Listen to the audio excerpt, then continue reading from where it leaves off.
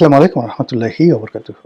সম্মানিত দর্শক, আজকের এই ভিডিও যেদিন করছি সেদিন থেকে নির্বাচনের যে সময় তার ব্যবধান মাত্র 10 দিন। তো এই 10 দিন আগে অতীতের যে অভিজ্ঞতা, নির্বাচনের যে অভিজ্ঞতা, সেই নির্বাচনের অভিজ্ঞতায় আমরা শতভাগ নিশ্চিত হয়ে থাকি যে সুনির্দিষ্ট দিনে নির্বাচন হচ্ছে। ১। ২ নম্বর হলো যে অতীতের সবগুলো নির্বাচন কেবলমাত্র ২০১৪ সনের যে নির্বাচন, সেই নির্বাচনের একেবারে ফল যেদিন প্রকাশিত হলো সেদিন পর্যন্ত পুরো দেশ জাতি আশঙ্কা করেছিল যে নির্বাচন হবে না। তারপর পুরো দেশ জাতি আশঙ্কা করেছিল যে নির্বাচন হলেও সেই নির্বাচন টিকবে না। ২০১৪ সনে আরেকটা নির্বাচন অতি সত্বর হচ্ছে, কিন্তু বাস্তবে দেখা গেল যে সেই বিনা ভোটে নির্বাচন, বিনা প্রতিদ্বন্দ্বিতার নির্বাচন, সেই নির্বাচনটি টিকে গেল ৫টি বছর। এবং নির্বাচিত সরকার হিসেবে আওয়ামী লীগের যে দাপট ছিল ২০০৯ থেকে ২০১৪ অবধি, সেই দাপট ২০১৪ পরে আরো বেড়ে গেল।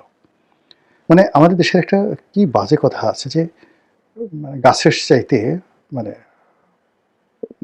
লতার দাপট বেশি, গাছের চাইতে পরগাছার ভাবসাব বেশি। তো জনগণের প্রত্যক্ষ ভোটে নির্বাচিত হয়ে ২০০৯ থেকে ২০১৪ অবধি আওয়ামী লীগ যে দাপটগুলো দেখিয়েছে, যে কর্তৃত্ব দেখিয়েছে, যে আত্মবিশ্বাস দেখিয়েছে, তার সাথে অনেক অনেক বেশি নেতিবাচক কর্মকাণ্ড তারা ২০১৪ থেকে ২০১৮ এই সময়টিতে করেছে। কোনো লাজ লজ্জা, মান অভিমান, কোনো ধরনের যাকে বলে দ্বিধা সংকোচ তাদের মধ্যে ছিল না। অ্যাজ ইট ইজ প্রথমে কয়েকদিন তারা চুপচাপ ছিল, প্রথম ৬ মাস। এবং নির্বাচনের সময় তাদের যারা সিনিয়র নেতৃবৃন্দ তারা বলার চেষ্টা করেছিল যে এই খুব অল্প সময়ের মধ্যে আমরা আরেকটা নির্বাচন দিয়ে সব দলের অংশগ্রহণ নিশ্চিত করব। স্বয়ং অর্থমন্ত্রী আবুল মাল আব্দুল মুহিত সাহেব এই কথাগুলো বলেছিলেন। কিন্তু পরবর্তীতে যখন দেখা গেল নির্বাচন হয়ে গেছে, অমনি সাবেক প্রধানমন্ত্রী গণভবনে বিশাল পিঠা পায়েস পুলির আয়োজন করলেন। তার অনুগত সাংবাদিক, সাহিত্যিক, নাট্যাভিনেতা, অভিনেত্রী, ব্যবসায়ী, আমলা কামলা সবাই সে উৎসবে অংশগ্রহণ করল। এবং সেখানে তিনি সকলের স্বতঃস্ফূর্ত অংশগ্রহণ এবং সকলের মধ্যে নির্লজ্জতা, বেহায়াপনা এবং ক্ষেত্রবিশ্বাসী যেটাকে বলে ইত্রেয়ামি, এগুলো দেখে তিনি নিশ্চিত হলেন যে যে ভোট হয়েছে এটি নিয়ে তার লজ্জা বা দ্বিধার সংকোচের কোনো কারণ নেই। যদি লজ্জা থাকতো তা এই মানুষগুলো আসতো না, যদি লজ্জা থাকতো এই মানুষগুলো তাকে অভ্যর্থনা জানাতো না, যদি ন্যূনতম বিবেক থাকতো। এর কারণ হলো ২০১৪ সনের নির্বাচনের পরে যারা আওয়ামী লীগ করতেন তখনও পর্যন্ত দালাল ফড়িয়া, সেটা আওয়ামী দালাল ফড়িয়া যেটা ২০২৪ বা ২৩ সনে পোস্তে পোস্তে একটা গবর হয়ে গিয়েছিল, সেই গবরগুলো তখনও পর্যন্ত কিছু ঘ্রাণ অবশিষ্ট ছিল। তো সেই মানুষগুলো যখন যে নির্বাচন হয়নি, যে নির্বাচন একতরফা হয়েছে, যে নির্বাচন বিনা প্রতিদ্বন্দ্বিতা হয়েছে, সেই নির্বাচন অনেকটা ১৯৯৬ সালের ১৫ ফেব্রুয়ারি নির্বাচনের মতো। কাজেই ১৫ ফেব্রুয়ারি নির্বাচনের পরে যে পরিণতি হয়েছিল সেই পরিণতি হবে এটাই স্বাভাবিক। কিন্তু সেটা না হয়ে যখন সবাই তাকে কংগ্রাচুলেশন করছিল, সারা দেশ স্টপ হয়েছিল, বিরোধী যারা প্রতিপক্ষ তারাও অনেকটা টাসকি খেয়ে গিয়েছিলেন, তখন শেখ হাসিনা বুঝেছিলেন যে না, আমার লজ্জা পাওয়ার কোনো দরকার নেই, আমি ৫ বছর নিশ্চিন্তে নির্ভাবনায় ক্ষমতায় থাকবো। তো সেই নির্বাচনটি ছাড়া অতীতের যে নির্বাচনগুলো হয়েছে সেই নির্বাচনের পরে আমরা আগে এবং পরে আমরা সবসময় এটা নিশ্চিন্ত অনুমান করতে পারতাম কি কি ঘটতে যাচ্ছে, কে মন্ত্রী হবে, কে হবে না, কে এমপি হবে, হবে না, নির্বাচনে কে পরাজিত হবে, কে জয়ী হবে, এগুলো 90% অ্যাকুরেসি নিয়ে আমরা বলতে পারতাম। কিন্তু এবার কি হলো, এবার আমাদের দেশের কোনো জ্ঞানী গুণী পণ্ডিত কেউ আমরা বলতে পারছি না যে ১২ই ফেব্রুয়ারি নির্বাচনটি শতভাগ নিশ্চিতভাবে হচ্ছে এবং এই নির্বাচনে যারা জনপ্রিয় তারাই নির্বাচিত হবেন, এ কথা কেউ বলতে পারছি না। যারা সবচেয়ে জনপ্রিয়, যারা নির্বাচিত হবেন বলা হয় ভবিষ্যৎ প্রধানমন্ত্রী, তারাও আশঙ্কা করছেন ইঞ্জিনিয়ারিং হতে পারে, ভোট ইঞ্জিনিয়ারিং হতে পারে, তারা আশঙ্কা করছেন ভোট চুরি হতে পারে।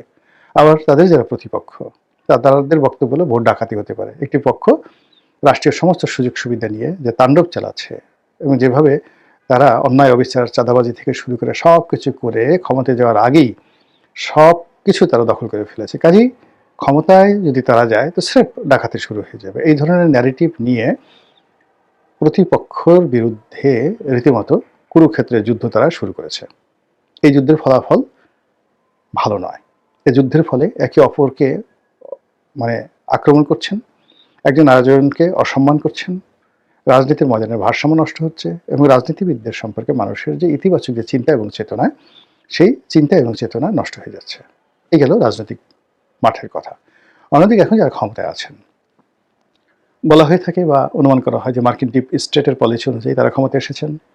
শেখ হাসিনাকে হটানো এবং ডক্টর মোহাম্মদ ইউনূসকে ক্ষমতায় বসানো, বিপ্লবীদেরকে প্রিভিলেজ দেওয়া, এই সব কিছু একটা ম্যাটিকুলাস ডিজাইনের অধীনে হয়েছে ভেরি সাকসেসফুলি।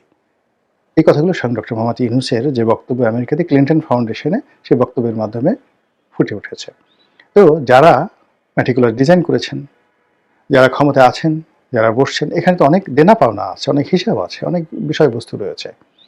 তো সেই বিষয়বস্তুগুলোর একটিরও তো সুরাহা হয়নি গত 17 মাসে।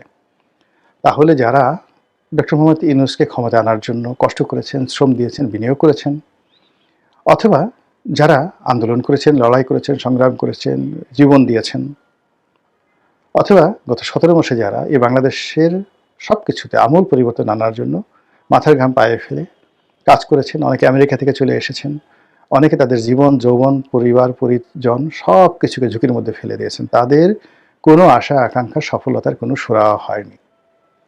তারা কেন এলেন এবং কীভাবে যাবেন, কখন যাবেন, তাদের ভবিষ্যৎ কি এই বাংলায়, এখন যারা সরকারে আছেন, এই বিষয়গুলো নিষ্পত্তি হয়নি।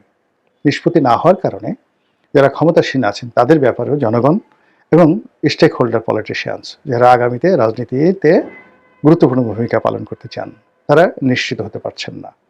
এখানে পক্ষগুলো অভিনয় করছে, প্রায় সব পক্ষই একে অপরের বিরুদ্ধে অভিনয় করছে, এবং যেভাবে টারজান সিনেমাতে টারজান বুকের উপর জোরে জোরে থাপ্পড় মেরে বাঘ, ভাল্লুক, সিংহকে ভয় দেখাতো। আপনারা যে সিনেমা দেখেছেন টারজান দ্য অ্যাপম্যান, এডগার রাইস বারোসের, তো সেই সিনেমাতে টারজান যেভাবে প্রতিপক্ষকে ভয় দেখানোর জন্য নিজের বুকে থাপ্পড় মেরে বিকট শব্দ করত, সে টারজানের ডাক টেলিভিশন আমরা ছোটোকালে দেখেছি, টারজান, $6 মিলিয়ন ম্যান ইত্যাদি, ইনক্রেডিবল হক, এই জিনিসগুলো দেখেছি আমরা ছোটোকালেতে। সেই রকম সিনেমার মতো ঘটনা ঘটছে। প্রত্যেকটি রাজনৈতিক দল আমিই বড়, আমিই ভালো, আমি ছাড়া দুনিয়াতে অন্য কোনো ভালো নেই, এই একটা ন্যারেটিভ। আর প্রতিটি রাজনৈতিক দল প্রতিপক্ষ খারাপ, প্রতিপক্ষ জাহান্নামী, প্রতিপক্ষ চাঁদাবাজ, প্রতিপক্ষ বেঈমান, মুনাফেক, এগুলো থেকে শুরু করে কাফির মাফের যা কিছু আছে সব কিছু বলা শুরু করছেন। এবং ছোট ছোট যে বিষয়গুলো রয়েছে, ক্ষুদ্র, কে বিড়ি খেলো, কে খেলো না, কে মহিলাদের পাশে বসলো, কে বসলো না, কোন মহিলার কি অবস্থা, ঢাকা বিশ্ববিদ্যালয়ের কি ঘটনা ঘটলো, মানে যা কিছু ঘটছে রাজনীতির ময়দানে, একটির সঙ্গে অন্যটির কোনো সংযোগ নেই, একটির সঙ্গে অন্যটির কোনো সামঞ্জস্য নেই, ধারাবাহিকতা নেই এবং দৃঢ়তা নেই। কোনো একটা বিষয় একেবারে স্থির এবং দৃঢ়তা যে দরকার রাজনীতির ময়দানে, লিডারশিপের পূর্ব শর্ত হিসাবে তার একটিও নাই।